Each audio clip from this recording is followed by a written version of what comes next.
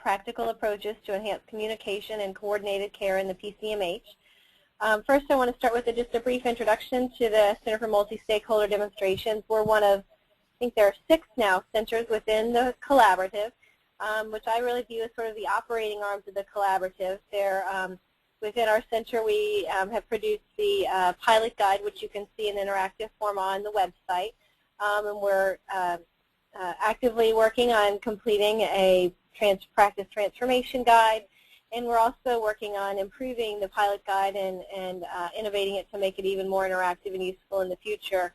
One of the other things we have going on within the Center for Multi-Stakeholder Demonstrations is a care coordination task force. If this is something that you're interested in, it's certainly relevant to what will be discussed on this call. You can contact Amy Gibson, agibson@pcpcc.net, to find out more information. The next call of that task force is going to be at 10 a.m. Eastern Time on Thursday, June 16th. So you can follow up with Amy if you're interested in participating in those ongoing calls. A couple of logistical issues I want to talk about. And one is, as the presentation is going on, if you have a question, you can type it into the question box, which you should see on your screen. And we're going to have the presentation first, and then I'll moderate questions following that, taking a look at the questions listed in the box and trying to put together questions if I can to combine them so we can try to get to as many as possible. If your question is not answered and you would like to follow up on it, then you can reach out to Amy, and she can touch base with Dr. Lael for any follow-up questions. This presentation and this webinar will be available on the website by tomorrow at the latest. You'll be able to see it on the home page, and also you can click into the media section to find it. So with that, I'm going to start with an introduction for this webinar, which I'm very excited about. Dr. Jennifer Lael from Chapel Hill Pediatrics and Adolescents will be speaking to us today. She's going to be presenting some of the steps they took on their journey to becoming a patient-centered medical home, with a special emphasis on how they coordinate care for their patients' special health care needs. She's going to discuss some of the critical factors related to coordinating care, and she's going to identify several approaches they took to enhance communication and co-management to improve chronic condition management for the patients in their practice. Dr. Lael has practiced clinical pediatrics at Chapel Hill Pediatrics and Adolescents for 30 years. She led her practice in a 3-year grant with North Carolina Title V, serving as a demonstration project for the medical home quality improvement for children with special health care needs. And she's led her practice to be a level 3 patient-centered medical home through NCQA. So with that, she has a more detailed bio that you can read that was sent out with the intro for the webinar that you can read. And with that, I want to turn it over to Dr. Lael, so she's got plenty of time to present. And as I mentioned, we will have Q&A at the end. You can type your questions into the box, and then I'll moderate those at the end. And the presentation, once again, will be available, and the webinar will be available on the website by tomorrow. So Dr. Lael, why don't you go ahead and take it over? All right, thanks so much. Thank you, Amy and Sherry, for getting things set up here. And good afternoon to everybody. Thank you for thinking about building medical homes. Let me preface my comments with the assurance that any of the photos that you see in my slideshow are consented photos, and they were submitted by the families in my practice. And the families have just been astounding contributors in our learning process about being a medical home. These are our objectives. You can read those. I hope that as you listen today that you come up with what I call cool ideas for your own practice or your own setting, how you'd like to put those into place, and some ideas about implementation. This is, excuse me, I just messed up the slides already. There you go. This is the American Academy of Pediatrics definition of a medical home, and this has become a fairly well-accepted definition. The folks from PCPCC have lots of good documents about the joint principles of the medical home, but the joint principles were agreed upon by the governing bodies in 2007.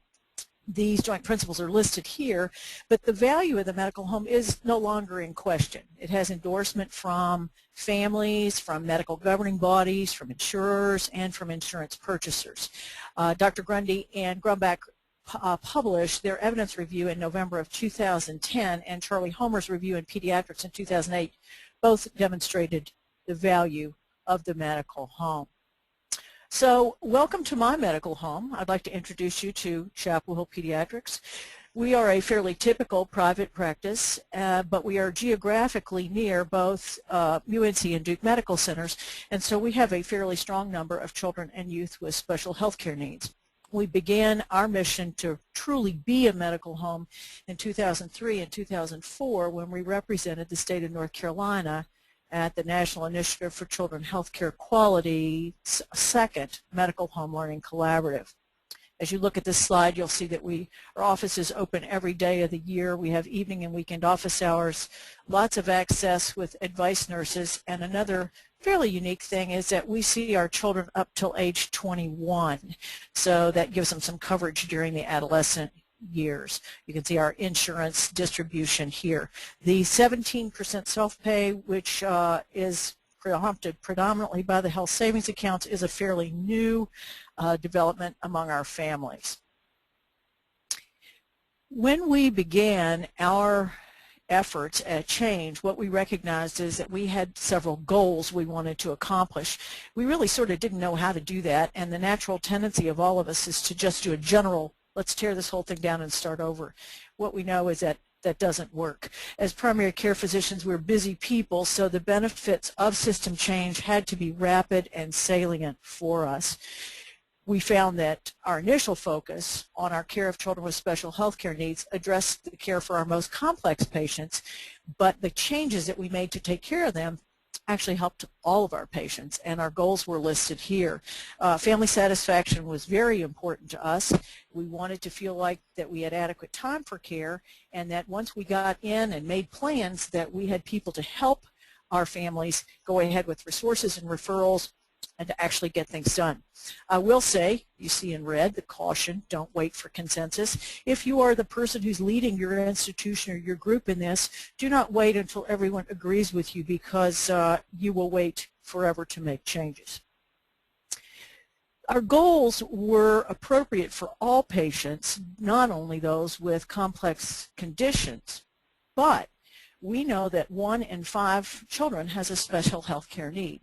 So the children and youth with special health care needs population does give a good representation of the care needed in medical homes across the age span. For those of you who work with people with complex conditions, you'll know that the family and patient get the whole picture, even though we may not. They expect seamless care. We have in our registry of children with special health care needs, 1/3 of those children have 2 or more specialty providers. One of the interesting things in pediatrics is that we may have very high severity but very low frequency illnesses, in contrast with adults who may have large cohorts of people with things like coronary artery disease, hypertension, or diabetes. These are what we consider the essential components of a medical home system. This is my list. You won't find it published anywhere, but these are the things that we found we had to have in order to put our medical home system together. The ones in red are the ones we're going to talk about today, but the others are equally as important. The family you see in this picture is a 3-generation family with our practice. So the relationships we have with our families and with our other providers and support systems in the community are critical. The ready access of having extended office hours, holiday, evening, and weekend office hours is equally important. We will talk today about registry and records and our internal and external resources. The scope of this webinar is too small to talk about reimbursement and recruitment, but those things are truly important. These things are also pretty interdependent. So I would like for you to imagine what I would consider an ideal sort of visit, where the child or parent or patient comes in and the staff says, "Good morning, how are you?" Where there's enough time that's actually scheduled for that person's issues, and where you look in the chart ideally beforehand and say, "Oh, I saw your echocardiogram showed an improvement in your ejection fraction and your hemoglobin A1C was down." Having that sort of preparation and collaboration with the specialist makes for a much more efficient visit. Having the parent decide in advance what are the things they're concerned about is hugely valuable. Lab slips can be ready, and if a child needs blood drawn, the numbing cream, amla cream is hugely helpful to make that process less difficult for them. Imagine having staff who could help your families with referrals and equipment and resources after the visit, and that someone was following up and making sure that the person did go to their referral. So this is sort of the dream visit. This is what we like to aim for. So let's talk a little bit about how it works. We use a registry, care coordination, and a resource directory to kind of put all those things together. So our parents, the specialists, the care providers all contribute to the full knowledge of the child and the conditions in preparation for the visit. We made a transition to electronic medical records in fall of 2007, but we really began our medical home transformation about 4 years before that with a paper registry.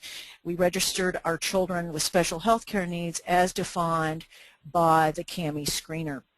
And we found that in order to provide efficient, planned care for our patients, we really had to know who needed the extra help.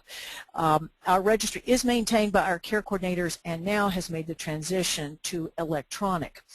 Our registry is an internal document. It's not given to insurers or anyone else. It lets us know who needs flu shots, who needs their checkup, who needs Synergist, and lets us plan the visit with a pre-visit contact, with adequate appointment time, and even with the fine details of knowing that the child who's coming may be hearing impaired, and the staff and providers are alerted to that child's special needs. The registry helps us, by knowing who needs care, it helps us create links to care. We do parent-to-parent interaction about diagnosis. For example, we had a new child with an imperforate anus. We went to the registry and said, which parent can help us? And they called the newborn's parents and said, you know, do not despair, you're going to be okay. We can use our registry to prompt population-based data collection and analysis, and it assures that the key data goes to the consult folks, if you're sending a child to a specialist, that they get the data they need to answer your question properly. Our registry helps us track referrals and to know when the specialist report should come back, so we'll know how to get that data back. I will say that the registry was particularly helpful in assisting with NCQA certification because we had a way of looking at population-based data. So if you said, how would we get started on this? The person pictured here is one of our care coordinators. We began by asking each of our physicians to send us the 10 most complex children they took care of, and that's how we started our registry. We assigned our care coordinator as champion, and we linked our registry to scheduling so that there was an immediate clinical benefit, that you got the proper amount of time for the complex patient you were seeing. We linked it to care coordination so the patients got help with referrals and pre-visit contacts were done, and we'll talk about those in just a minute. We did the physician recall of children with special health care needs, and then we did a recall in our medical manager of children with prematurity, asthma, and I think congenital heart disease we started off with. Then, subsequent to that, we began to identify our children with special health care needs while in the process of care. You walk in the room and say, wow, you have hydronephrosis. We need to put you in the registry. We began with notebooks. We moved to Excel, then to Access, and are now integrating all that information into the electronic record. I will say that in pediatrics, the software issues are the low-frequency, high-severity diagnoses and the need to handle multiple diagnoses for. So for anyone who's from the computer world, store that piece of information. So you might begin by just starting with a person in your office who knows a lot of your children with special health care needs, and just start with a simple registry. Our registry has grown from 10 patients to 1,645 since we started it in 2003, and our care coordinators do an annual registry purge to take care of the children who have aged out of the practice, people have moved away, such as that.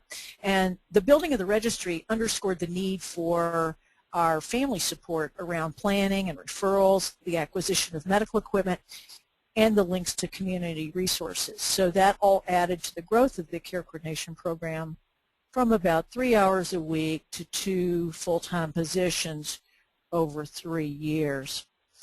Now that brings us to the question of paper versus electronic records. We did our work both ways, and as an older pediatrician, I will tell you I went into the question of electronic records with a pretty high degree of caution. We were 4 years into our medical home transformation before we moved to EMR. and that gave us time to establish the paper-based workflow processes and forms that we could later convert to electronic formats. So the care coordination services were in place in a small way prior to electronic records. The electronic record, I will say, has dramatically simplified our documentation and our primary care and specialty documentations. We are luckily able to access both medical centers' medical record systems so that we can get a consultant's report back very quickly. We did go ahead when we were working on a paper-based system and develop our resource directory and used faxbacks with specialists to get an immediate answer about what needed to be done. At this time, we are 4 years, let's make this slide go, there you go. We are 4 years into electronic records, and we are still learning. I would encourage those of you who have not yet taken this quantum leap to analyze your workflow processes, particularly around things that require patient identification like laboratory acquisition. Critically study your vendor options and plan on about 2 years for you to feel like you've got your arms around this a little bit. If you do have a registry, you can use it to retrofit your charts for electronic records. For example, if you have these charts that are 2 and 3 inches thick, you know that that one probably needs to be put into electronic records rather than just beginning with a new chart. I would encourage you to customize your own templates to fit your workflow process, and the links to medical centers electronically have been hugely helpful to us. When you're choosing an electronic record, I think it is very valuable to demand a registry function for your computer. So we've talked about registry and records. I'd like to talk about internal resources, the things that are already there in your practice and who can help you from the very beginning as you get onto this pretty big process. It's important to marshal your internal resources because you now have a registry of patients who need your support. The physician can't do it all, and the medical home stresses the importance of teamwork and maximizing the input of everybody who's involved. Everyone who is involved in our practice knows that we're a medical home and they have a role and an opportunity to help out. One of our most successful and beloved things in the practice is our care coordination program. As I say, we began at 3 hours a week and now have 2 full-time care coordinators, and they are absolutely critical to the physicians. Our families love them, and they are wonderful, wonderful bridges to care. Another important resource that you have are your parents and your families within the practice. I can't underestimate their role. We have families who help us understand things on a day-to-day basis. And clearly your staff that you already have are a critical source to tap as you start to build your medical home. Slides are a little slow. There we go. These are our care coordinators, and our care coordinators maintain the registry and they utilize it along with the electronic record now to enhance communication and documentation and information exchange for all clinical care. I will say they are, in my mind, the left ventricle of our medical home. They are separate from our advice nurses. They do have their own direct phone extensions, and they created their own brochure for families. They connect a lot with care coordinators at other practices, care coordinators at the medical centers, and certainly with our other support services in the community, physical therapists, schools, other providers.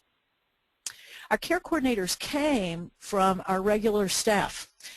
They are not super trained as care coordinators, but they have, one has a BS degree, the other is a certified lab technician, but they are truly spectacular people. One of our folks went with me to the Medical Home Learning Collaborative, and Blue Cross Blue Shield Foundation funded that 3 hours a week from a grant from them. We went from 3 hours a week with 40 in our registry to our current over 1,500 in the registry.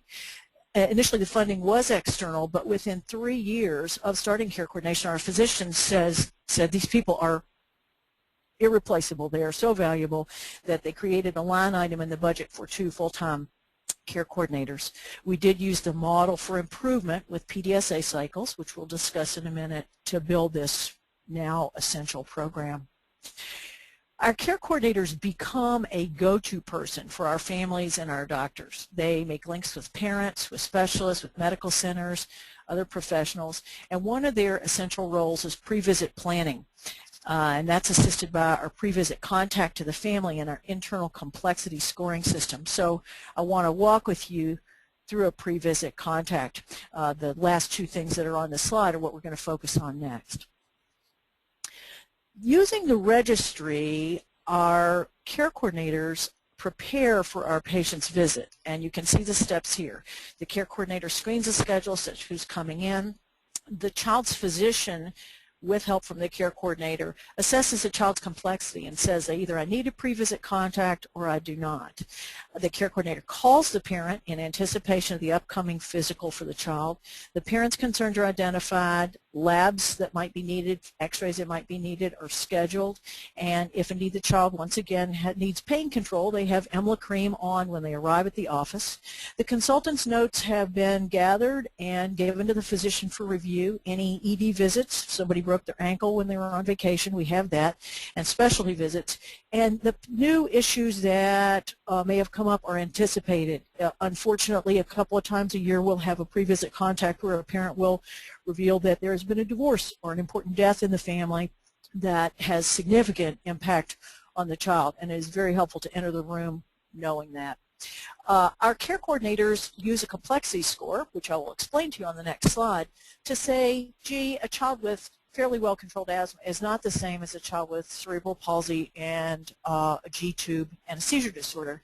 So our complexity score lets us know how much time the child needs for their visit. We found that all chronic conditions don't require the same amount of services. If you would like to see the pre-visit contact form, you can find it at www.medicalhomeinfo.org, the National Center for Medical Home Improvement's website. The pre-visit contact form is there. This slide is our homegrown risk stratification system to let us know how to schedule. It helps us know who's technologically dependent. It helps us know if there is a behavioral disorder, if there are family complications, and how many conditions this child generally is dealing with. It also lets us know if we'll need translation or communication devices, and this complexity score is reviewed year to year to make sure that the complexity has not increased or decreased. 30% of those children in our registry have a complexity score of greater than 3, which of course tells you they have two or more chronic conditions that are unstable. This is a very complex slide. It's only a reference for you to see what our care coordinators do. If you would like to create your own job description for your care coordinator, this is a great list to start that. So our care coordinators are an astounding resource, but also our families are a huge resource. You'll see pictured here one of our parents who served as our parent partner for the Medical Home Learning Collaborative and her fourth son, who have been huge resources for us. Lori came into the practice and said, you know what, guys, the way you do checkout is really unwise. If you have an autistic child or a child in pain, standing there and trying to check out at the end of the visit is crazy. So we revamped our entire checkout process at this parent's advice. She also introduced us to the concept of picture icons to sequence a child's visit who has autism so that it makes it easier for them. We have another wonderful example of a parent involvement. I asked a parent if she could talk to another parent whose child had just been diagnosed with celiac disease. And she said, talk to her, I'll take her to the grocery with me. So these two women went grocery shopping to see how to shop for a toddler with celiac disease. Our parents have also gone through our physical plant and said this doesn't work, don't put a child with a wheelchair in this room, those sorts of things. They've been hugely helpful. And as well, our staff is valuable. Each member of our staff has an important role in making each patient's experience as efficient and as personalized as possible. Now, of course, we're in pediatrics, so Halloween is a pretty important day. You can see these folks got dressed up for Halloween. We ask our staff, what was it like to take care of more complex children or to address children with chronic conditions in an orderly, predicted way? And 88% said that their job satisfaction was actually increased from caring for children with special health care needs. They did not think it increased their job stress, and this has given us an opportunity to tap into our staff for areas of interest they have. One of our nurses went ahead to get her CPR certification. We've had an asthma nurse educator. We have nurses who've specialized in asthma teaching and have developed their own skills to be an internal important resource. Clearly you have external resources too, and it's important to find out who your medical home friends are in your community. I'll talk about our community resource directory, but clearly the medical centers, your insurers, catch grants, school systems, state medical societies, all are helpful resources. I will direct your attention to the commentary about uncompensated support by like minds. There is a lot of work being done on medical home. So before you decide you need to develop a form or think through a process, look at some of the websites I have listed here, because many of those things will have been done for you. For example, the complexity scores of pre-visit contacts, many of those things have been done, and you do not have to invent the wheel. We chose to catalog our external resources so we could find help and generate referrals while we were in the process of care. I'm sure many of you have been in an exam room and said, well, I'll need to call you back tonight to say which psychologist is on your insurance plan, and we can now do that in the process of care. You'll see pictured here our community resources directory. It's not very high-tech. It fits in a lab coat pocket. And when I asked my colleagues if they wanted it on their computers or on CD, they all said, yeah, you can put it on there, but I really like my little book. The little book has many disciplines in it, which I'll show you on our next slide. We began it by telling the physicians who gave us their best resources that we would give them a copy of the book. Once again, this is behavioral management we use in pediatrics all the time. Our parent partner and our care coordinators added their local resources, and we update this every year to make sure the addresses and numbers in there are accurate, and that we've found the new resources. We added religion for children with special health care needs because one of our parents told us about the church services that were adapted to people with developmental disabilities. The 5th edition is now in use. We mark up the margins, and at the end of the year we update it with any added information that we have. This following slide just gives you the titles of what is in the resource directory, so if you want to begin one, this is a great way to start to pick out the help that you know you have in your external resources in your community. We use probably all these things at least once a week, and then we can also direct our referrals to our care coordinators who may say, this is a great idea, but the insurance company doesn't cover this person. Let's talk about another option. Certainly, one of our most important specialists in pediatrics are pediatric specialty care centers, medical centers, and pediatric specialists who are in the community. We needed to build stronger and more efficient links with our specialists because it helps with the continuity of care, and we have documented in our data that it can decrease ED utilization and test duplication. The medical home can help with the logjam of specialty referrals. You know, in pediatrics sometimes there's a significant wait for a referral, and the medical home can help with that by accomplishing some of the specialist tasks in their own offices.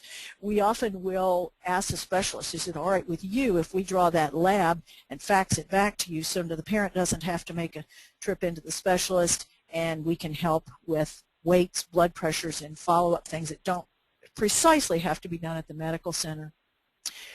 We have been lucky enough to have our medical center folks give us lunch and learns, times so we can learn about their specialties. We do have electronic access to the records for follow-up, and our care coordinators now have learned who are the care promoters at the medical centers and can, when we need to urgently get a child in, can help us bridge that gap. And certainly our care coordinators and the medical center work together to create two-way communication for referrals. They know precisely what question I want to ask, and then they can send me information back to get things done. The medical home clearly makes these bridges everywhere, but I would be remiss if I did not mention the question of transition. We keep our children until they are 21 and sometimes don't want to let them go then. We know that the ability for them to feel comfortably transformed over into an adult patient is sometimes hard. If they move, we need to be able to make a bridge for them. And having a current problem list identified, a provider who knows you, established mechanisms of communication really helps tremendously in all the transitions. And those include from the ICU to home, from home to camp, from school or to a group home. And the medical home really promotes continuity across those care settings. So when we put these things that I've talked about together, the registry, the care coordination services, our resources, and the pre-visit contacts together, it gives us a planned patient-centered care encounter. I want you to look at the slide with me, if you will, please. This brings us a little closer to that ideal visit we talked about before. The care coordinator identifies the child needs to have a pre-visit contact. They call the parent. They get the notes from every encounter, whether it was when you were visiting grandma in Iowa and any interim encounters. They get those special reports, make sure that there's adequate time scheduled for that child. The physician looks at all that data in advance, says, wow, we need to recheck his creatinine, can go ahead and pre-order that. Once again, the pain control is there. If there are x-rays to be planned, they can be there as well. The specialty data and the pre-visit contact all goes to the physician, and in that pre-visit contact, the parent's concerns are identified. The parent may be much more interested in talking about the fact that he's done poorly in school this year than worrying about what his creatinine is. The physician reviews the chart, requests more information from the care coordinators, may request more time, and then sees the child, at which time resources are located, referrals are made, and then the care coordinator helps with making sure that that gets done, the proper information gets sent to the right place, and that the referral is completed. We found after we started tracking this that many times patients might be referred somewhere, but they might not ever get there.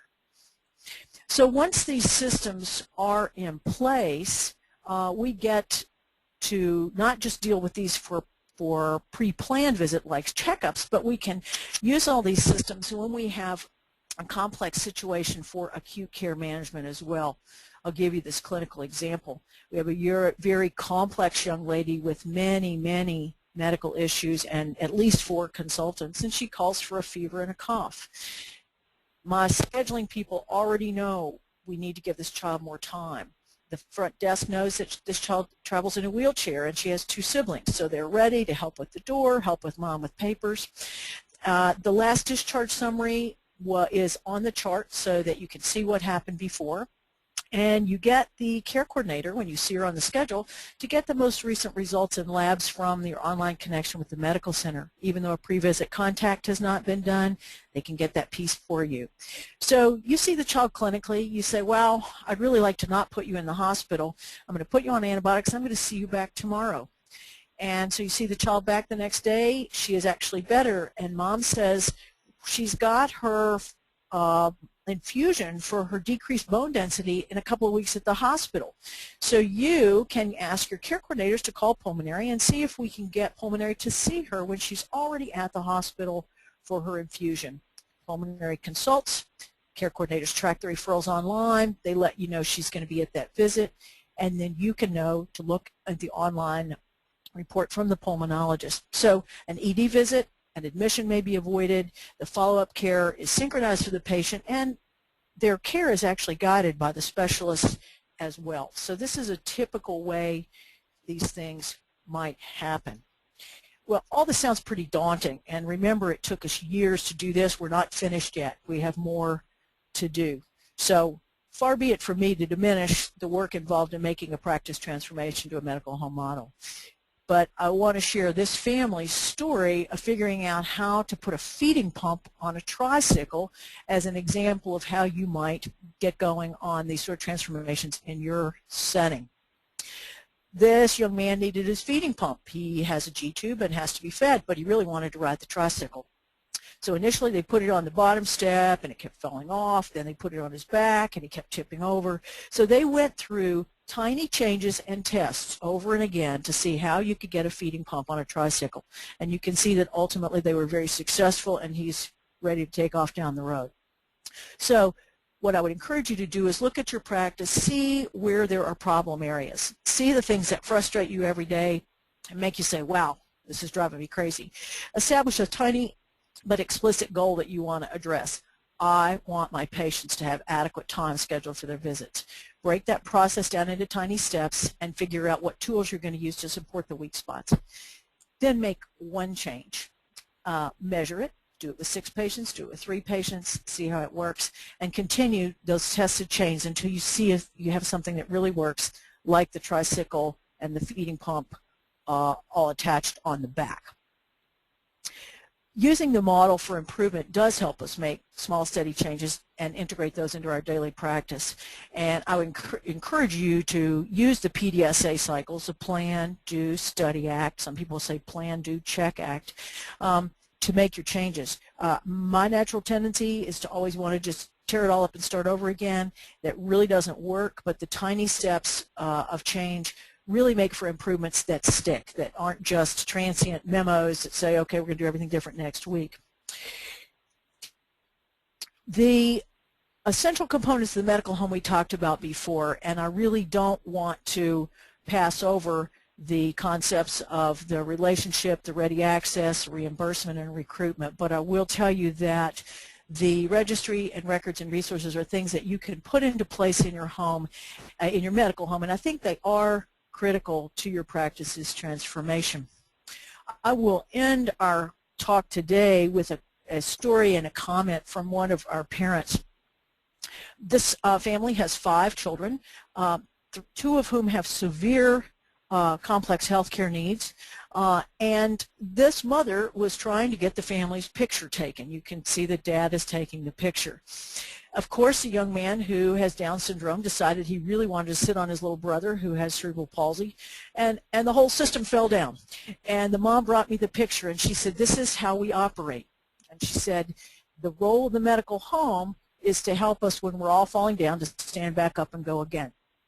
So Libby says, my family, with all its challenges, is a success story, but part of that success is because we've had a medical home. So I will tell you, as a pediatrician, this has been a hugely gratifying piece of my time in pediatrics. I love the concept of the medical home. I think it's transferable to many settings, and I'm happy to talk with anybody if you have any questions or if I can help you think about your system. So Sherry, I'll take questions if that's what you'd like. That sounds great. Thank you very much. It was an excellent presentation, and I really appreciated the personal nature of it. It was just some wonderful examples of how to do this in the real world, which I think is a lot of people are looking for. I'm going to start with a couple questions that are somewhat just more description or clarification. I'm going to combine a couple here. One was related to was a question about how big your practice is, how many care coordinators you have, and if you have specialized care coordinators. And then another sort of question about your practice is, you mentioned earlier that you have 72% managed care, and there was a question about whether that was both private and public insurance. Okay, it's a lot of questions. You might need to prompt me again. Let me start backwards with the insurance. We have both. Sorry, go ahead. We have both public and private insurance. Our practice has always accepted public insurance, and the number I think I mentioned to you was a 17% health savings accounts, and that has been an interesting transition. The reason I mention it is because we're seeing more and more people say, wow, can we wait on the x-ray? What do you think? Because it really does represent an out-of-pocket expense. We have 2 practices, one in Chapel Hill and one down in South Durham, and we have 2 offices. And there are 12 pediatricians here. We have 2 care coordinators, and those 2 cover both offices with their care coordination services. They are linked electronically. I will say that our Durham office, who did not have a care coordinator on site, really has appreciated the electronic communication because it makes it fairly seamless. Did I answer that question? You did, I think, so thank you. Following up about the care coordinators, there are a few questions related to that, and I'll just go through those, and then if you need me to prompt you again, I'm happy to. Specifically about the pre-visit contact, whether they make it before an office visit with all families, both new and returns, and how far ahead of time they make that pre-visit contact, and whether they do it just by phone or other means as well. Okay, these are great questions because they're a moving target. We start usually about 2 weeks in advance to get those children identified, because people are very busy and sometimes it's hard for our care coordinators to get people on the phone, so they like to have time to get the pre-visit contact done. So that usually starts about 2 weeks before. We do those for all of the children's physicals if indeed the physician wants them and if the complexity score indicates it. We initially did them for all children with special health care needs, but what we found is that if they have a complexity score of 2 or less, we do not do a pre-visit contact unless it's requested by the physician, because that child is already by definition in pretty good stable condition. Our care coordinators make these calls. We have talked about with our care coordinators whether or not they could do an electronic email communication beforehand. Interestingly enough, our care coordinators who struggle to catch people on the phone said they really weren't so sure about that, because they feel like that the personal connection, the actual dialogue that goes on is very rich and very useful. So we are at an interface to say, will we do any of our our pre-visit planning electronically? We do not routinely do it for sick visits unless, for example, a child has been seen in the emergency room. I walk in that morning, I say, what's this about an ED visit follow-up? And our care coordinators go into action to make sure I have the data and the labs and the x-rays so that I walk into that able to, in a knowledgeable way, follow up on that emergency department visit. Great, thank you. We've got lots of questions piling up, so I'm going to do my best to try to incorporate as many as I can. There was a specific question related to care coordinators about how they are funded. I want to broaden that a little bit. I also want to ask that, but also broaden it a little bit, because there was another question later whether you're involved in pay-for-performance or shared savings models with payers for your medical home. So I guess, and I know you had reimbursement on the list of critical pieces, and it wasn't something you were going to cover in a lot of depth in this presentation, but if you could just speak a little bit about how the payment and reimbursement and costs of things are being covered for the medical home work you're doing. Right. That is a huge question, and I could talk for an hour and a half about that. We began our care coordination program initially, as I told you, Blue Cross Blue Shield of North Carolina, and I collaborated to say, wow, we'd like to do some quality improvement, and it was actually the Blue Cross Blue Shield of North Carolina Foundation that supported some of our involvement in the Medical Home Learning Collaborative, and from that we used their help to establish 3 hours a week of care coordination. Subsequent to that, we were able to get a grant from Title V, who had worked with us also on the National Initiative for Children's Healthcare Quality Medical Home Learning Collaborative. That's a mouthful. And had some funding from them. But as I say, my practice quickly saw that these people were hugely critical. Last year, our care coordinators, including benefits, cost about $95,000. We've not been able to quantify how much time they save us, but we know that when we can walk out of the exam room and say, Holly will call you, we have generated the referral electronically, she will get all your data together, she will send it to the specialist, we will track the report. It is hugely time-saving. So that's where we feel like that we could put this in as a line item in the budget.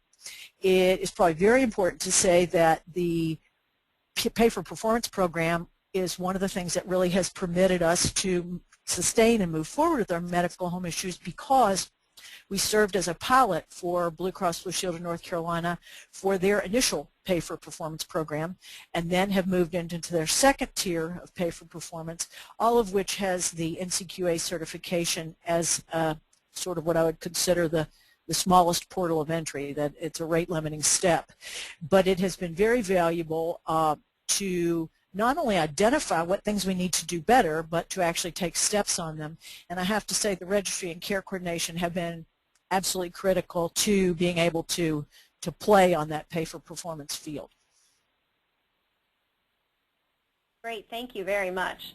One of the next questions I think are sort of category of questions I want to ask about is the health IT. One of the questions was whether your EHR has registry functionality or if it's a separate component that's linked.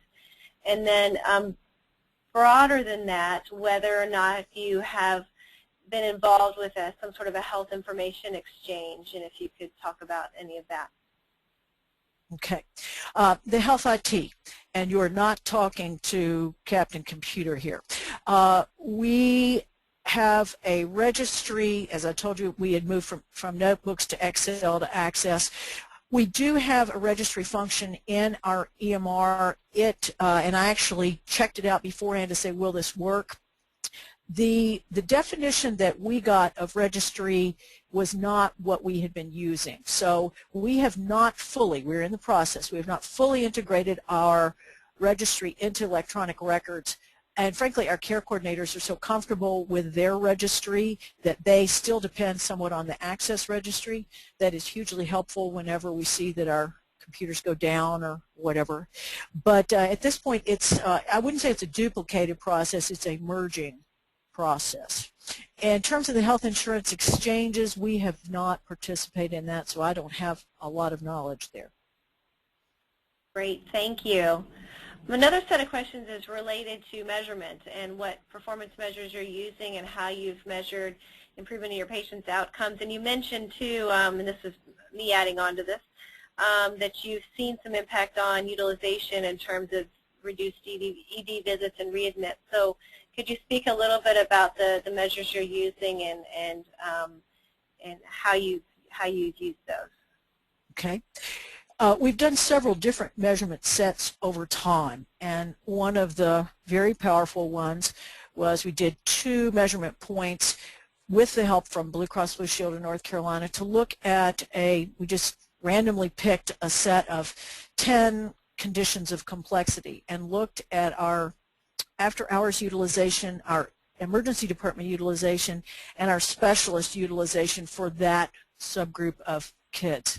And what we found is that, first of all, our ED utilization was lower than other regional pediatric practices, predominantly because of our extended office hours. But what we also found is that our after-hour utilization was higher, but it was vastly less expensive. We also found across time, as we looked at those things across 2 points, that our ED utilization remained low across time. Our after-hours utilization did not go up dramatically, but our specialist utilization, interestingly enough, went down a little bit. And we are presuming, we can't be certain, but we're presuming that that has to do with the fact that kids could say, gosh, I'll just get to Chapel Pediatrics, get my thyroid function tests done there, and fax those to you. And this is where, with the sometimes as long as 4-month wait for pediatric specialists, when we can help by not having a fairly uncomplex visit for a specialist to handle, we can make that logjam a little less. The other things we've measured, we do an annual patient survey, and we initially did a patient survey of our parents around the pre-visit contacts, and our parents love pre-visit contacts. One mother said, this is looking forward. This is so much less looking back. So our parents love the pre-visit contacts. Our annual surveys, we've used a CAPS survey, we've used a Wilder survey to look at patient satisfaction, to look at help with referrals and equipment, to look at continuity. So does the patient see the same physician every time? As I think I mentioned, we've looked at staff satisfaction, and actually I have a meeting coming up where we are trying to look at our asthma outcomes for our children who are cared for in the practice. So we also have, and any of you who have done NCQA certification know that they have a lot of metrics around things like continuity and the 3 complex conditions that they have, whether that's asthma care plans, whether it is a follow-up visit for children with a BMI that's greater than 85th percentile, those kind of things we follow internally. I hope that answers that question. Thank you. That was helpful. There are some follow-on questions related to care coordination, which you touched on just briefly just a minute ago. And I'm going to kind of ask a few questions related to this. And you mentioned care plans, and so I was wondering, one of the questions was whether you could speak to the use of an individualized care plan across the continuum with your patients. And then another related question to that came in related to commenting on your formal care coordination efforts, what works best when you're working with the specialist. Okay, let's talk about care plans, because I will tell you I totally fail on care plans. We have had a really hard time keeping a document up to date. It's a little bit like trying to keep a website up to date, because many of our children who truly would need a care plan may have an endocrinologist and a neurologist all making changes in meds. Many times that's done over the phone. It may be done in an email communication with the parent.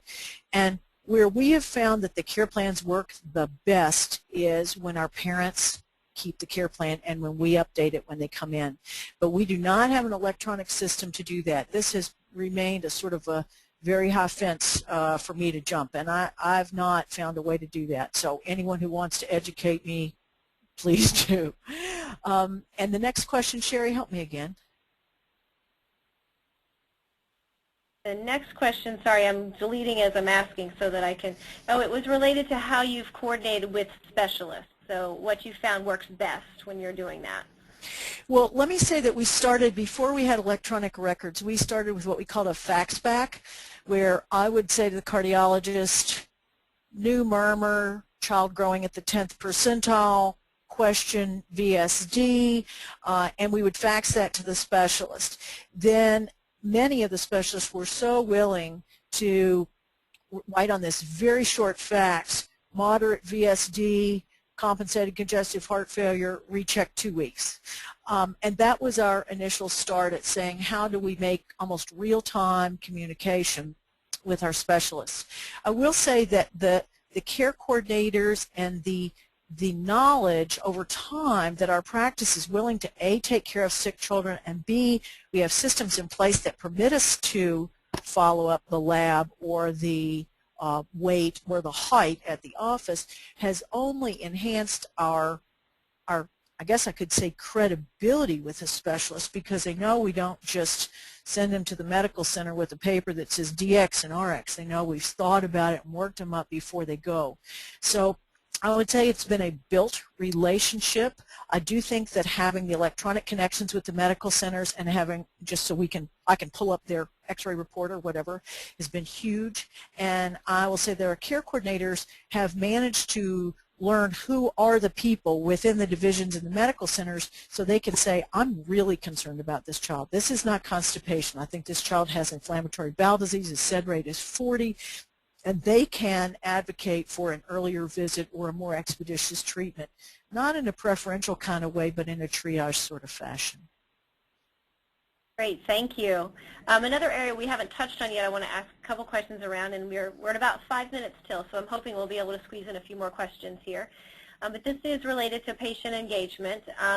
There were some questions about whether you've done patient satisfaction surveys or other types of engagement tools, and whether you have an active family advisory group or routine feedback during practice staff meetings.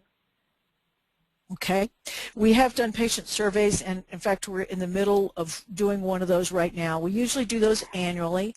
We've done some sub-surveys, as I said, about the pre-visit contacts, about asthma care, different things like that, especially when we feel like there's a subspecialized set of people whose information we want. We ask our parents if they would help us with an advisory council, and to an individual they said, we will always help you. You call me, you email me, we will always help you, but please do not make me come to meetings. So we stood back on the question of an advisory council. We use our registry, as I said, to link people together, the example of the child with celiac disease. And our parents, for the most part, I mean, all these pictures are pictures I've said, hey, can I use your child's picture when I talk about the medical home? They crashed my email. They sent so many pictures. I mean, our parents really are so engaged in helping us do better. So I would say that we do not have a parent advisory council. We tried it, and they specifically said, call me day or night, but don't make me come to meetings. So that's not there. I know there's a lot of national data that says the Parent Advisory Council is very useful. We do it in a much more sort of ad hoc kind of way, but do use a registry to have parents help us.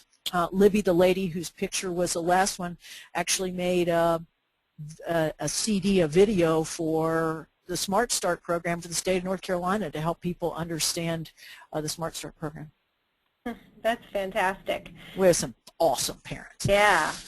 And I'm going to tie that into my next couple set of questions, which whether your practice has, which are, I guess my next set of questions are HIT related, whether your practice has an interactive website or perhaps a PHR or some sort of patient portal. And then I'm going to tie into that a separate IT question, which is what EMR system you're using.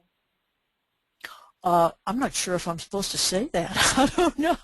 We actually have all scripts, and I would say that it sounds to me to be a common theme that everyone struggles with optimizing what all their electronic record can do, and I think we're not unusual on that. We actually chose a staff member who was a real computer guru to be a super user, and she gives us lunch and learns and teaches us the cool tricks our EMR will do.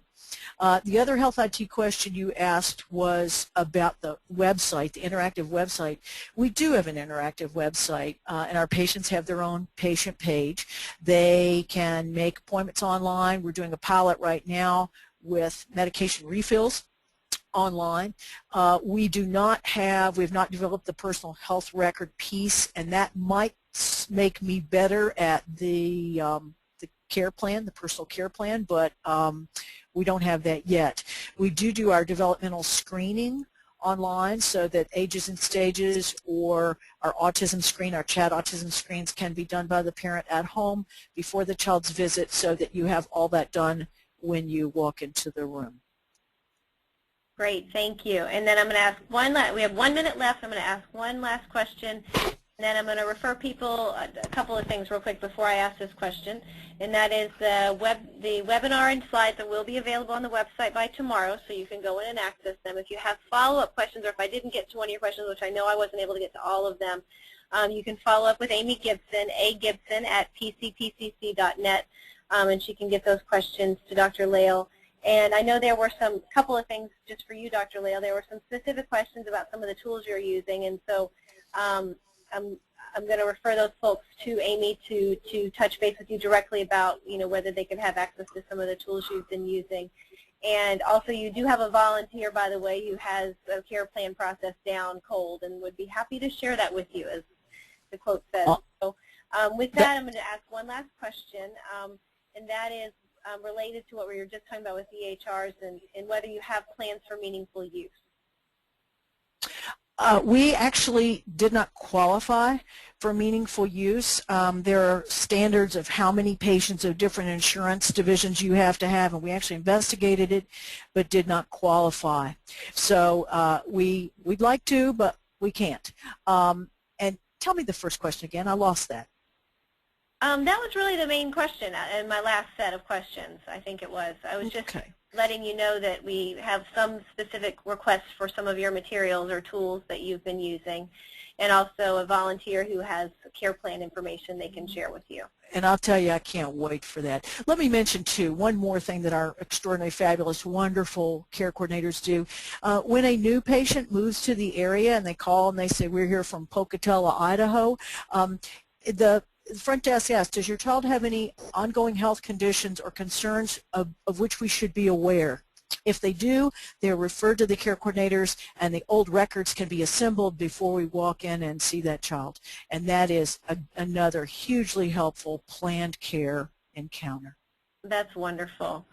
And really appreciate your presentation. I've gotten, and you'll see too eventually once you have a chance to look at it, we've gotten wonderful comments from the participants on the call in terms of appreciating the real on-the-ground experience that you've been sharing. And so from the CMD and from all of the Patient-Centered Primary Care Collaborative, a big thank you to providing this webinar. It was very informative to me, and I believe everybody on the call. So Thanks so much, and again, if folks have questions, they can touch base with Amy, and the webinar will be available with slides tomorrow on the website. So with that, I'll close us down and say thanks once again to Dr. Lael. It was really a wonderful presentation. Well, many thanks. Y'all go home and do something exciting.